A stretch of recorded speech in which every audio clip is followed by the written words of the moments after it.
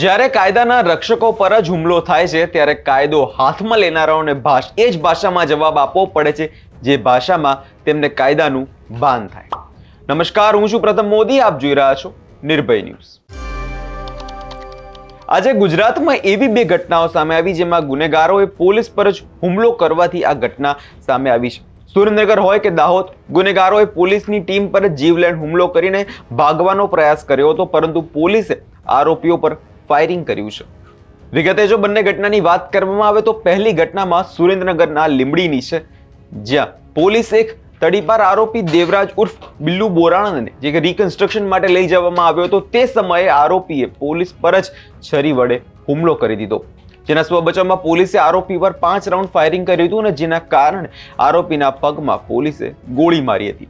આ ઘટનામાં આરોપી એક પોલીસ કર્મી પણ ઈજાગ્રસ્ત થયા છે.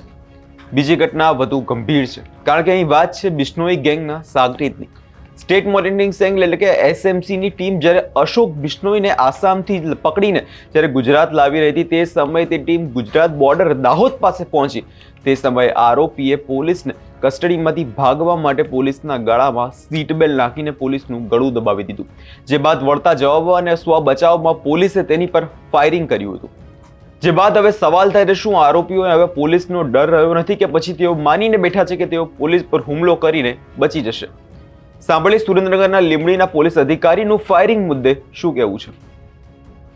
લીંબડી તાલુકામાં શિયાળી ગામની અંદર એક જે રાયોટિંગનો બનાવ બનેલો એ ગુનો અને અગાઉના એક રાજકીય બાબતના ગુનાનો આરોપ દિવ્યરાજ ઉર્ફે બુલ પુરાણા જે ઘણા લાંબા સમયથી નાસ્તો કરતો અને 2 દિવસ પહેલાં પોલીસની દ્વારા એની અટક કરવામાં આવેલી હતી. આજરોજ પીએસઆઈ અને અમારી સમગ્ર ટીમ જે છે એ આરોપીને ઘટના સ્થળનું રિકન્સ્ટ્રક્શન કરવા માટે થઈ અને શિયાળી ગામે લઈ અને નીકળ્યા. ત્યારબાદ જ્યારે રિટર્ન જ્યારે આઈઓ અને એમની ટીમ આરોપીને લઈ અને હથિયારની રિકવરી માટે તેને ગઈ, એ દરમિયાન આરોપીએ હથિયાર વડે એમાંના એક પોલીસકર્મી જે છે એમના ઉપર હુમલો કરેલો હતો અને એ હુમલાના કારણે આજે ધર્મેન્દ્રસિંહ પોલીસકર્મી છે એમના હાથ ઉપર ઈજા થયેલી હતી અને ગળા ઉપર આમ તો ઈજા થતા થોડા માટે તેમ તે રહી ગયેલા હતા. આ ઘટના પછી તરત જ આરોપી પોતે ભાગવાનો પ્રયત્ન કરે છે અને ત્યાં ઘટના ઉપર જે આઈઓ પીએસઆઈ જીએમ ખોડિયાર છે તે આરોપી નાસી ન જાય અને બીજા ઉપર હુમલો ન કરે એના માટે તેના ઉપર ફાયરિંગ કરવામાં આવેલું. 5 રાઉન્ડ ફાયરિંગ થયેલું છે, એમાંથી એક જે બુલેટ જે છે એમના પગમાં વાગેલી છે આરોપીને, બાકીની બુલેટ જે છે એ હવામાં ફાયરિંગ થયેલું છે, જે એમને અટકાવવા માટે તેમ કરવામાં આવેલું. ત્યારબાદ તાત્કાલિક જ આજે આરોપી છે એમને એમ્બ્યુલન્સ બોલાવી અને સારવાર માટે લીંબડી ખસેડવામાં આવેલા હતા. ત્યાંથી અમને વધુ સારવાર માટે થઈ અને સુરેન્દ્રનગર સિવિલ મેડિકલ કોલેજમાં હાલ જે છે એમને લાવવામાં આવેલા છે. તો પોલીસ કર્મી જે છે એ પણ અત્યારે લીંબડી આરામ હોસ્પિટલમાં દાખલ છે. આગળની જે પણ આ બાબતોની કાયદેસરની કાર્યવાહી છે એનો ગુનો દાખલ કરવાની જે તજવીજ છે એ લીંબડી પોલીસ દ્વારા જે છે હવે કરવામાં આવશે. સાહેબ, ક્યાંક ને ક્યાંક આરોપી દ્વારા જીવલેણ હુમલો કરવામાં આવ્યો, એના ભાગરૂપે જ આ ફાયરિંગ જે છે આઈઓ દ્વારા કરવામાં આવેલું છે. પ્રાથમિક માહિતી મુજબ છરી જે છે એ પોતે ત્યાં પોતાના રિકન્સ્ટ્રક્શન દરમિયાન જે છુપાવેલી હતી એ છરી ડુંગરા નીચેથી કાઢી અને પોલીસ ઉપર હુમલો કરવામાં આવેલો, જેના ભાગરૂપે પોલીસને ઈજા પણ થયેલી છે અને ત્યારબાદ જ આ જે છે ફાયરિંગ જે છે આઈઓ દ્વારા કરવામાં આવે. સાહેબ, આરોપીને કેટલી ગંભીર ઈજા?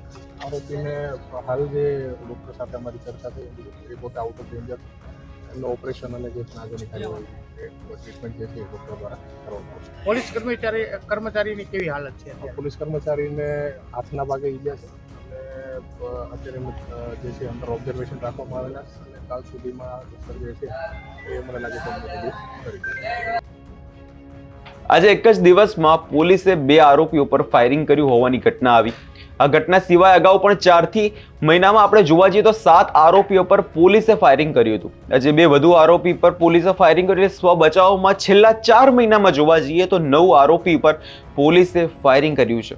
છેલ્લા કેટલાય સમયથી આ ટ્રેન્ડ જોવા મળી રહ્યો છે કે આરોપીઓની ધરપકડ ટાળવા અથવા ભાગવા માટે જે પોલીસ પર આરોપીઓ હુમલો કરે છે. રાજકોટમાં દુષ્કર્મી હોય કે અમદાવાદનો સાયકો કિલર, દર વખતે પોલીસે સ્વ બચાવમાં હથિયાર ઉપાડવા પડે છે. અને આ બે ઘટનાઓ જે સામે આવી છે છેલ્લા 24 કલાકની અંદર, જેમાં આરોપીઓએ ભાગવા માટે પોલીસ પર ફાયરિંગ કર્યું છે. આ વિષયને લઈને તમારો શું અભિપ્રાય છે તે કમેન્ટ કરી જરૂર જણાવજો. અને અમારી ચેનલ નિર્ભય ન્યૂઝને લાઇક, શેર અને સબસ્ક્રાઇબ કરવાનું ભૂલશો નહીં.